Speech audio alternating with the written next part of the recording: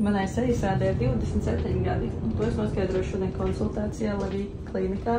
Pēc grūtniecības negulētām naktīm un dažādu našķu uzņemšanas es ļoti gribēju saprast, ko man darīt ar savu seju, kādas procedūras man piemērotas, bet uz savu galvu negribēju neko izvēlēties, tāpēc devos uz kliniku un veicu šo sejas pārbaudi, lai man pēc tam speciālists varētu ieteikt, kādas procedūras būtu manai sejai tieši vispiemērotākās. Sagatavojoties procedūrai, sejas āda tiek kārtīgi attīrīta, izmērīts mitruma līmenis abās divās sejas pusēs un savadīti visi mani personīgie dati. Un tad jau liku galvu iekšā šajā te aparātā, kur man tika safotografēta seja no visiem rakursiem.